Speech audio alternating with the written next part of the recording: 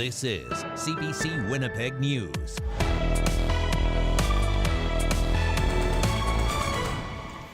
Good evening. Thank you for joining us.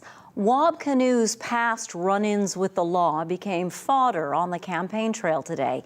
And this time, it's because Kinew himself brought them up. The CBC's Ian Fraze reports.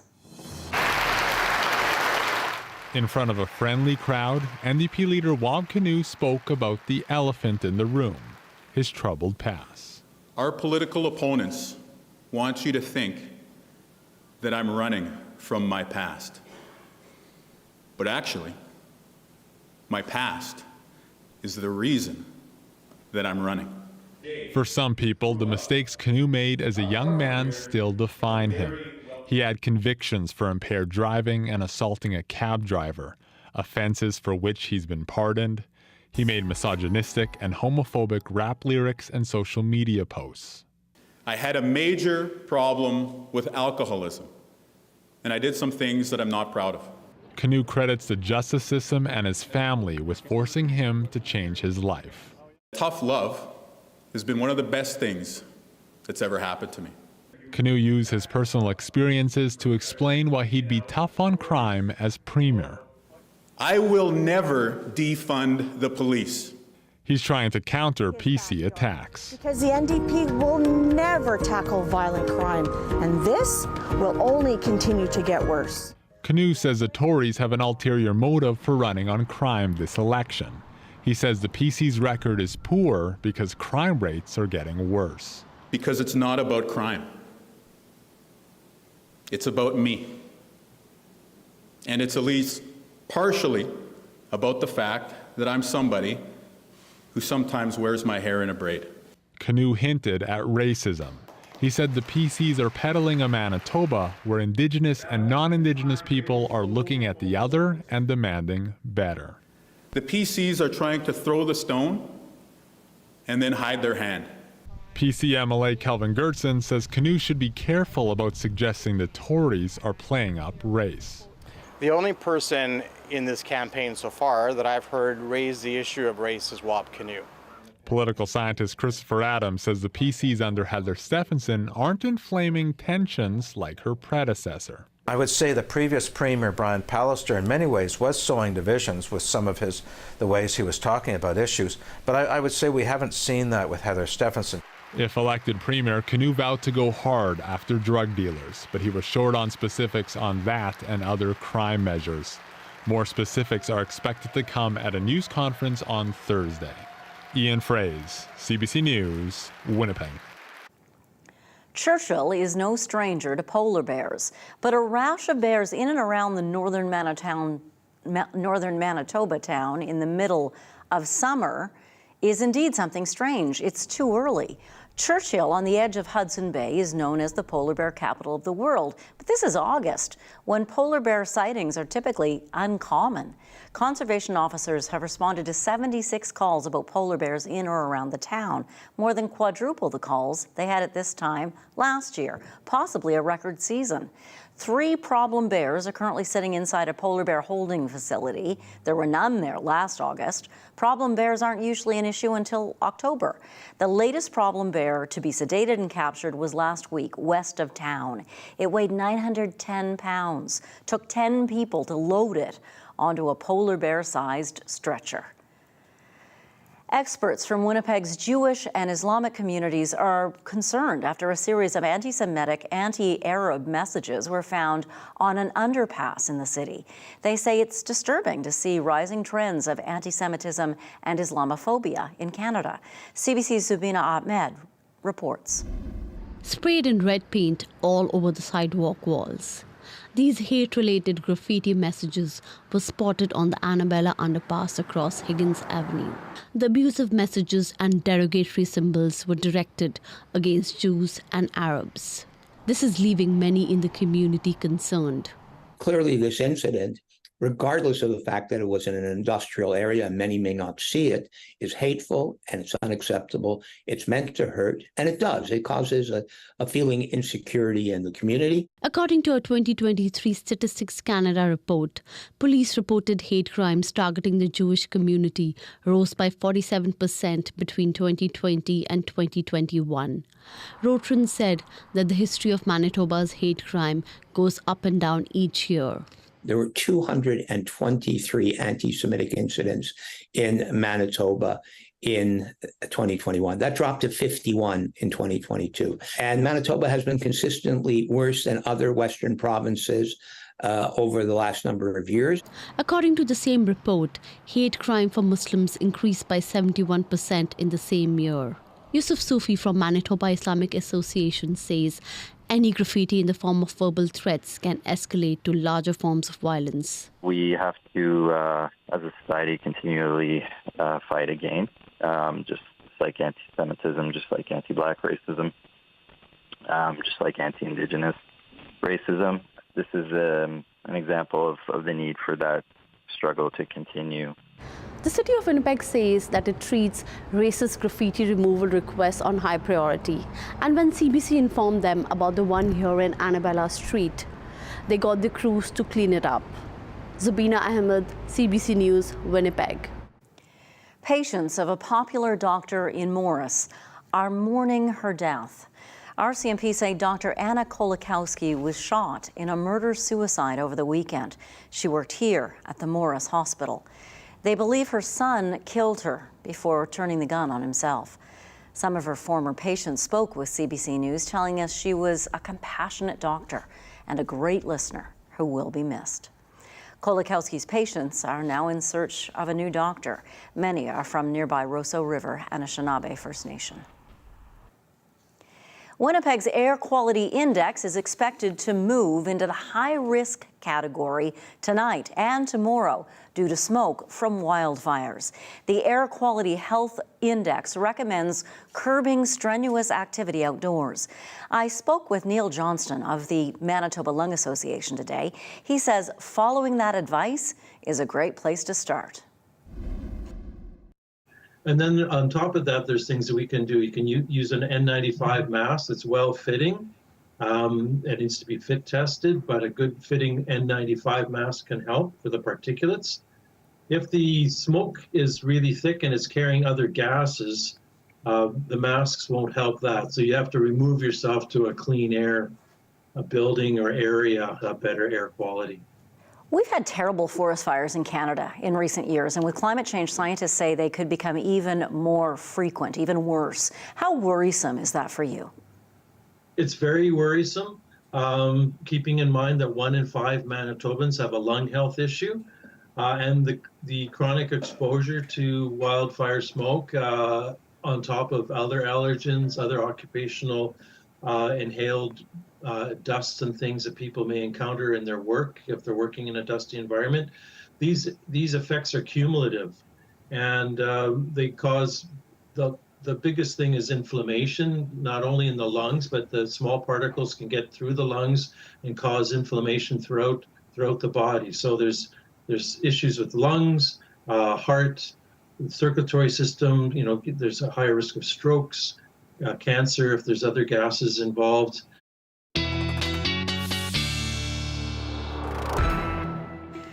And meteorologist John Sauter has been warning us that tomorrow, a lot of the smoke that we kind of felt clear of today is coming back. Yeah, sure is. You know, northwest winds, you've felt that today, but that's what's drawing the smoke back into the region. Let's show you the weather advisory for the air quality that will be poor starting tonight and through the day tomorrow. Now, this air quality advisory was in place yesterday and never really got lifted, even though we saw an improvement in southern Manitoba today, because the expectation is is that this smoke is going to waft back into southern Manitoba. There are some other weather alerts, more to do with wind, though. This is a special weather statement that has been in effect since this morning for winds gusting upwards of 80 kilometers per hour. At 2 o'clock this afternoon at the airport, the wind gusted to 80 kilometers per hour. Still pretty strong right now. Now, the threshold for a wind warning is 90 kilometers per hour, and that's what we have in the southern Interlake and right across the south basins of Lake Winnipeg and Lake Manitoba. I would not want to have been on a small craft in the middle of these lakes because the waves must have been huge, but this wind warning will stay in effect even on into the evening hours. I want to show you some video here of some of the wind this afternoon in the Winnipeg area, and you can see things being whipped around like crazy, the trees bending over, and yeah, lots of wind. Like I say, it has been very strong through the afternoon. I'll show you the current conditions now, and we've gone from 23 degrees all the way down to 18. That's partly due to some rain that just moved through, but winds right now are 30 gusting to 52. A moment ago, they were still gusting well over 60 kilometers per hour. And again, I'm expecting that to continue. All right, satellite radar, you can see some of the scattered showers that are moving through the region and right out of the Interlake and down into the Winnipeg area. There's the center of the low. More on that in a sec, but we've got wet streets here now in the downtown area due to that little shower that popped through Winnipeg just a short time ago, and that will continue. Scattered showers on into the evening, but this entire system will clear out. The center of the low is just on the eastern side of the province, and with the northwest flow, this wildfire smoke will be drawn back into southern Manitoba. This is the system pulling away on Futurecast. Behind it, some clear sky, but tomorrow's sunshine will be a hazy sunshine at best, and then on Friday, we develop a strong southerly wind. Again, 50 gusting to 70, and that south wind will clear the south out, but the haze and the smoke will move back into northern Manitoba. All right, the wind velocities right now are still pretty high. And then you can just see as we move through into the evening, still kind of gusty, and then things really do settle down tomorrow. So as far as wind is concerned, it will be a quieter day on the way for tomorrow. 11 tonight with clearing skies, winds dropping. Tomorrow it's all about the smoke. It'll be sunny, but it'll be a filtered sunshine, a high of 23, northwest winds at 20 kilometers per hour, and the smoke will continue right across the north. Pretty warm day all across the province, mid-20s for the most part, even here in the southwest, but widespread smoke in the southwest. Southeast, in northwestern Ontario, not as smoky, we'll say local smoke. Still an air quality advisory in effect, Janet, for northwestern Ontario for tomorrow. Thank you, John. You bet.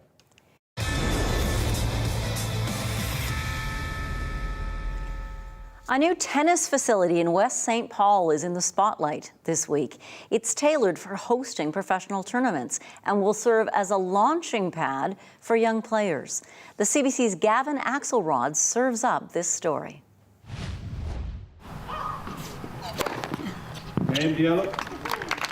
Carson Gloria is soaking up the last bit of his summer vacation volunteering as a ball kid at the Winnipeg National Bank Challenger Tournament. And there's no place to find motivation than being on court with the pros. Watching the players just really inspires me to just play tennis more often and become really good and just improve. The men's challenger isn't new to the city, but this is its debut at the recently opened Tennis Manitoba hub. Tennis Manitoba Executive Director Mark Arndt says there are 5 courts ready for play, with a 6th on the way. We have a world-class facility right now that is ready to develop world-class players that, kids that can get scholarships and get schooling and make connections. The hub has been in the works since 2016. Adding indoor courts at the facility is the next step. Arndt says it won't feel like the project is complete until that happens. Similar climate cities around the world, they have 1 indoor tennis court for every 10,000 people. Our ratio is 1 indoor tennis court for 75,000 people. Carson's mother, Lydia, hopes the hub will encourage others to pick up a racket. She's been playing tennis for 30 years and can't imagine her life without it. There's a lot of new facilities that are coming up, and they're geared towards, new people trying to get started. Carson says a lot of his friends don't play tennis yet, but he hopes that might change with the hub just 5 minutes from home. I really hope that would really help them to start playing tennis. The National Bank Challenger is scheduled to wrap up Saturday, and the Glorias are among many Manitobans excited for the hub's future. Gavin Axelrod, CBC News, Winnipeg.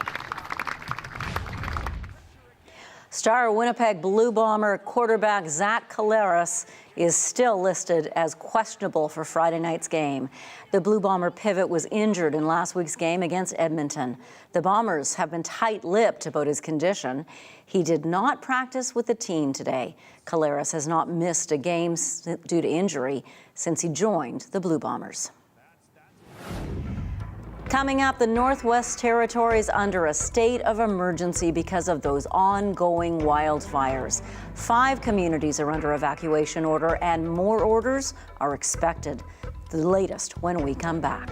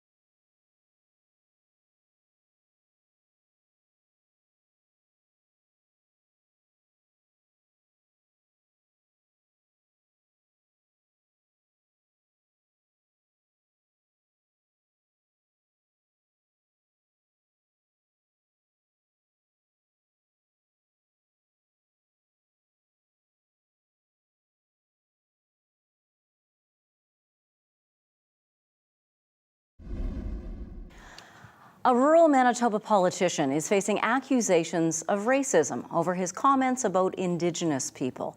The RM of Springfield Council voted to suspend one of its members late last night. CBC's Cameron McLean was at the meeting. He brings us this report. It all started with a discussion about a proposed personal care home in the RM of Springfield last week. Representatives of the Springfield Oakbank Kinsman Seniors Complex spoke about their plans for the center. They said it would give seniors in the area somewhere to age in place. They also spoke about the values of the project included in the Manitoba Senior Strategy, such as truth and reconciliation. After the presentation, Councillor Andy Kuczynski expressed concern that Indigenous people from northern Manitoba would take up beds in the facility. If there is senior citizens and people that need assisted living or whatever, someplace up north, they're going to bring them here because I see truth and reconciliation. So I know what that means. They're going to bring lots of people, probably native people here to this community. At this point, we don't have it, but it's going to happen. The Assembly of Manitoba Chiefs slammed the councillor, calling his comments hurtful. They released a statement on Monday calling on Mayor Patrick Therrien to take action. After a nearly 50-minute in-camera session during the council's meeting Tuesday evening, they voted unanimously to suspend Kuczynski for a week. Councillor Kuczynski has agreed to a 7-day unpaid suspension. He will also take cultural awareness training at his own cost. After the meeting, Therrien said Kuczynski's comments don't reflect the community. The Arm Springfield is a very good community. This isn't a situation whatsoever reminiscent of the community. I'm confident that this is a one-off. Therrien added he's happy with how the council handled the issue, and Kuczynski has taken responsibility for his comments. CBC News reached out to Kuczynski for an interview, but did not receive a response. Cameron McLean, CBC News, Winnipeg. The entire Northwest Territories is now operating under a state of emergency because of the ongoing wildfires that are causing the smoke we see in Manitoba. 5 communities are under evacuation orders. More are expected to be added to that list over the next 24 hours. Even the capital, Yellowknife, is being threatened, and about 400 residents are being told to be ready to leave on a moment's notice. CBC's Mira Baines brings us the latest. Lots of concerns for communities in the Northwest Territories. There are 236 active wildfires burning across the region. The number of fires is making it difficult for firefighters to stay on top of them. More than 20,000 square kilometers have burned, an area larger than Lake Ontario. So far, hundreds of Northwest Territories residents have left their homes to safety in Alberta. A fire near Yellowknife is roughly about 16 kilometers away, and there's wind in the forecast. The Minister of Municipal and Community Affairs says there are firefighters from across Canada as well as South Africa helping. The Canadian Armed Forces are also involved in efforts, especially airlifting people out. They're setting up the protection line, the sprinkler line, and fire and spark the community. So there's some potential rain in the forecast. An evacuation order has been extended to the boundaries of Yellowknife, but there are other communities under threat as well. There was a state of emergency declared for Yellowknife, and that was done as a precautionary measure earlier this week. I guess it was just a matter of time. The city of Yellowknife started doing precautionary measures, I think 3 or 4 days ago, which included putting sprinkler systems right directly behind our property here. So they were already in the works. So the alert was kind of the next step. Evacuations have been ordered for Fort Smith, Enterprise, Jean Marie River, and Hay River. Evacuation alerts have been issued for Cam Lake, Grace Lake, and the Angle Business District in Yellowknife. People have said there was thick, heavy smoke and an eerie red glow as they left their communities and bumper-to-bumper traffic. The Premier is urging calm. She said there were some car accidents as people tried to leave Hay River. Some people have refused to leave, but there are now hundreds at evacuation centers in Alberta. Officials are urging people to leave areas that are under threat, and they say that road conditions could change very quickly. Mira Baines, CBC News, Vancouver. Officials have begun identifying the victims of last week's wildfire in Hawaii. The number of people known to have been killed now stands at 106, but many more are still missing. Today, authorities opened the main road into Lahaina, and the CBC's Lindsay Duncombe was there.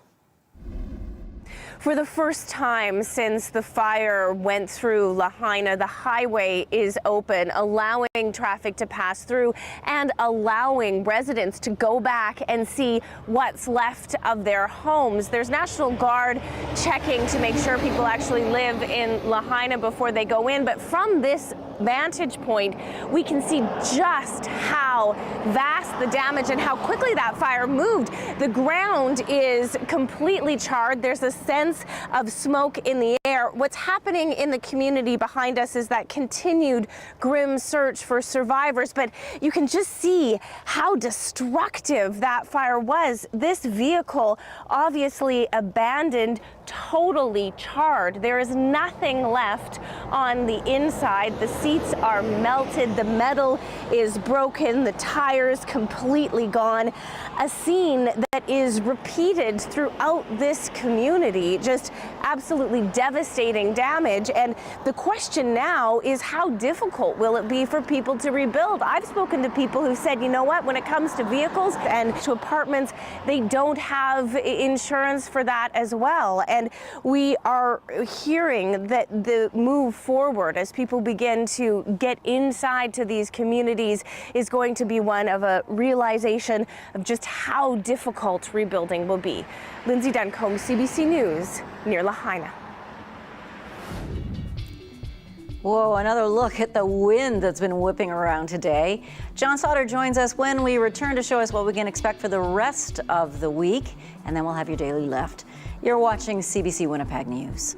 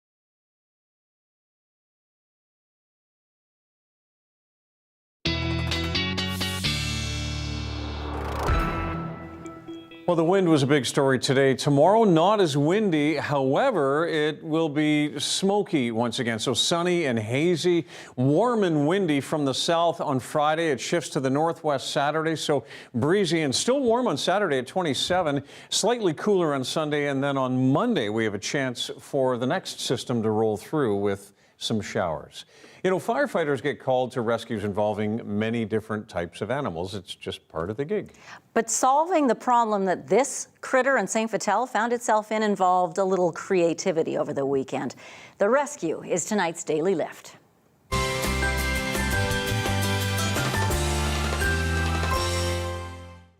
Okay, check this out. Look at this predicament this curious feline is in. It's caught under a sidewalk. How? How did that happen? Teams from the Winnipeg Fire Paramedic Service Station in St. Vital and Animal Services were called in to try to get the poor little thing out. Crews carefully picked away at the concrete around the cat until there was a large enough hole for it to squeeze through, and the probably terrified little thing was finally safely removed, yay, and taken into the care of the Winnipeg Humane Society. There he is. It makes you wonder how he got in there. Happy. How? Chasing a bird, chasing a mouse, chasing a whatever. If you're determined, John. Yes. If you have focused, you can do just about anything. Yeah, I guess so. Even if you shouldn't. Glad he's safe. Glad he's safe. Thank you for being with us, and we'll see you tonight and then tomorrow. Yeah. It happens like that. Take care. Good night.